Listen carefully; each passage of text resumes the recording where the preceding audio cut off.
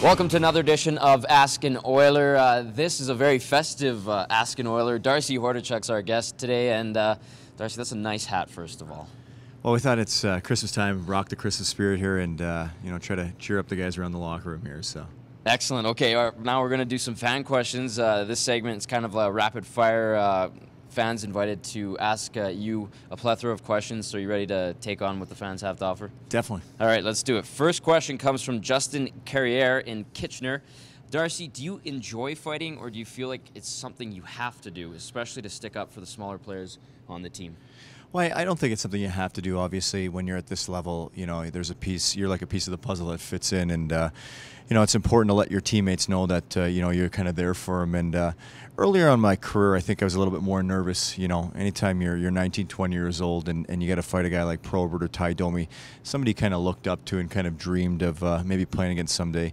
There's a little bit more nerves, but now I feel like I'm a veteran in the league, and you train hard in the summertime so that you don't have those nerves, and that you're confident that when you do step on the ice and the gloves have to be dropped, that you knew everything that you've put in the summertime is going to pay off, and so far it has. Is there more to the enforcer role than just the fighting aspect itself? Because you see some clips, and I kind of see when we watch you play, you kind of you give a convenient shoulder to a guy, after a scrum or something like that, or you kind of give a look to someone, or you just shoot them a little comment. Is that part of the role itself? Well, definitely. I know that sometimes the coaching staff says you don't have to fight this guy or you don't have to go after this guy, but it's all part of your role and kind of that stigma that goes along with you being an enforcer. You kind of want to calm down the other team, and you got to kind of keep yourself sharp so that when other teams come in the building, that they know that you're going to respond to them, and that you're always willing to fight. And the day that you maybe stop fighting and maybe getting beat up a little bit, then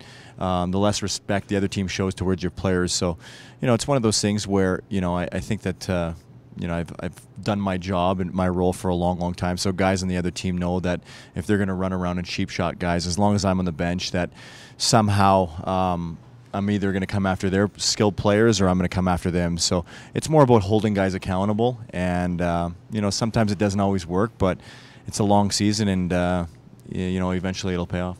That's good to know. Okay, Kirby asks, who is the toughest player you have ever fought? Well, toughest player, back in the day it was, you'd always fight guys like, Proby, who I think was a legend in the league, a guy like Sandy McCarty, Chris Simon were tough. And then you get to this era where you fight guys like Derek Bugard, just purely size. You fight guys like that basically any punch could end your career. And I think that, when you're 6 feet tall, 215 pounds, and you're dropping the gloves with guys like that, you have to respect those guys, and you have to get in quick, and you have to basically throw everything you got at them and hope that one of them hits. And if it doesn't, it could be lights out for you.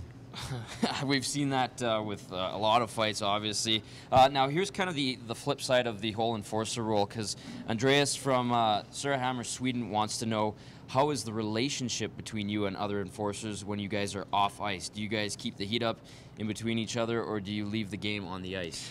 Yeah, I think people don't realize that actually a lot of the guys that we maybe drop the gloves with, you definitely respect them. I don't think there's a lot of relationship there. Some of the guys over the years you've got to know at kind of charity events, but I don't think people realize, since you've been maybe 14, 15 years old, that you grew up fighting these guys to make it to the NHL. Perfect example, you get a guy like Derek Bugard, Eric Goddard, Todd Fedoric, Scott Parker. These are all guys, when you came up the ranks, you had to fight. Right. And then, so you end up fighting for 10, 15 years. And, it kind of calms the game down when you fight maybe the other team's enforcer. And it doesn't always start out you going after their enforcer. It maybe starts out by you going after one of their skilled guys. And then, the enforcer hops on the ice and basically is protecting his guy, letting you know that you can't go after their guys. So it's kind of a chess match, and there's a little bit more to it than meets the eye. But, you always respect guys, and you don't want anybody to get hurt, but at the end of the day, if you don't do your job, somebody else is going to do it for you. So there is that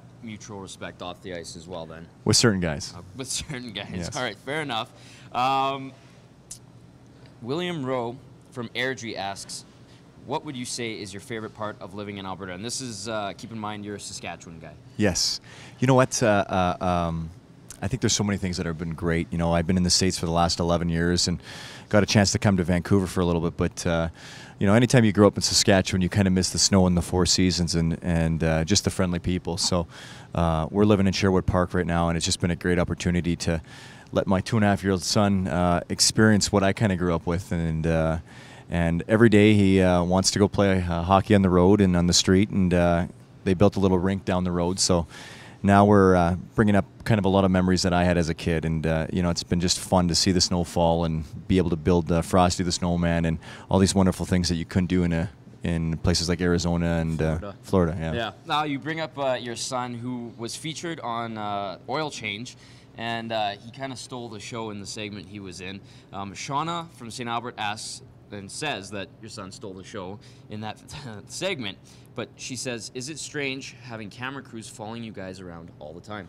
I think maybe earlier in your career it's strange a little bit, but you know, I think you kind of get used to it, just like anything. It's strange that you realize how many people are actually watching the show and are commenting on it, because at the time it just feels like, you know, it's a little bit more personal, just you and the camera crews, and then you realize that all your family gets to see it and your friends, and that's kind of what we did it for, so that you know, in 20 years when I can say I used to play in the NHL, that my son blazed me when we can pull out some of this old videos. So it's all about memories, this game, and there's been a lot of great ones in Edmonton so far. Okay, one last question. This is about your game day routine. It comes from Chad. He says, hey Darcy, as a role player on a young team, do you have any game day preparations that set you apart from the other guys in the room? So what's your kind of way of going about it? Well, usually, obviously, we skate in the morning, so we'll come on the ice, and you know, depending on which team we play, I kind of look through the team, and by now you kind of know who's willing to drop the gloves in the other team. So I've got a little bit different preparation when it comes to that. Just kind of going through the roster, who the potential guys are, maybe who they called up that day. If things were to go sideways, you know, who would be willing to drop the gloves. And a lot of times there's some young kids you don't, you know, really know too much about. So then you go on the computer, you do a little bit of homework on you know, whether the person throws rights or lefts, or you know, who you're going to be kind of coming up against in the fourth line. Does he run around a lot? Is he going to be doing some cheap shots? You know, and you kind of assess their team, and then you take your nap. You do a little visualization of you know, you getting the better upper hand in the fight, and go back to the bench, get a little pat from the teammates, and get ready to do it next shift. Now, you're a guy that we see in the morning at the morning skate, always willing to chat, but once you get past the morning skate, are you a guy that kind of leave me into my zone and just don't You know what? let me be? I'm actually just a guy that loves to have fun. You know, I never try to take anything too serious, and you know, it's a long season, and you know, you see some of the younger kids coming in here, and I think Nugent Hopkins has just done a great job. You never let the highs get too high and the lows get too low, and I think that can apply to a lot of us in life. And you know, you just got to be even keeled, and you just go out there and you do your job. And up until I step on the ice, you know, I like to keep the guys loose in the locker room and have a little bit of fun. And but you know, when you win the game, it definitely takes care of having fun. Darcy, happy holidays. Thank you very much for your time and your insight. Certainly appreciate it. No, thank you for letting me be here, and happy holidays to everybody watching back home. Happy holidays to the fans. Thank you for joining us for another Ask an Oiler presented by Ford.